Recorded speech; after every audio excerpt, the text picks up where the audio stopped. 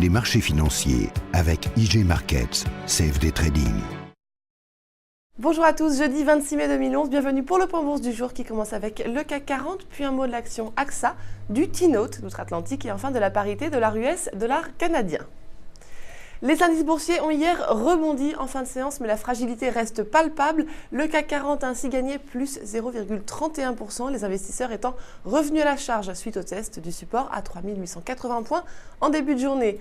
La faiblesse du mouvement de reprise sur les niveaux actuels nous incite toutefois à la prudence.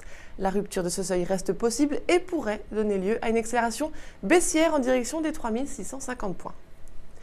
Les secteurs de la banque et de l'assurance ont notamment été recherchés après avoir particulièrement souffert ces dernières semaines.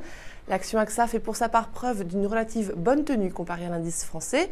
Le titre de l'assureur consolide sous sa résistance à 15,30 €, ici en rouge, qui a été testé à plusieurs reprises depuis le début de l'année. Son franchissement constituera un signal d'accélération en direction des 16,50 €.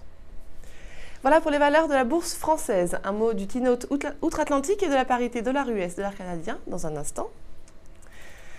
Outre-Atlantique, les investisseurs ont continué de privilégier la sécurité à travers l'or, mais aussi à travers les obligations d'État. Le T-Note pourrait toutefois corriger à court terme, étant revenu au contact de sa résistance majeure à 123,20 points.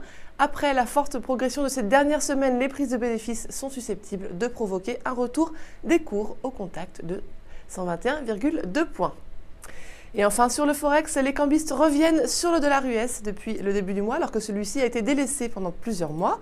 Face au dollar canadien, le billet vert a ainsi donné un nouveau signe de force en franchissant son oblique baissière comme vous le voyez ici, puis en réalisant un pullback sur le niveau pivot des 0,967 $ canadiens. Même si la tendance de fond reste défavorable, la reprise pourrait se poursuivre à court terme jusqu'au test du seuil psychologique de la parité. Voilà pour les valeurs du jour, je vous souhaite une très belle séance et une excellente journée.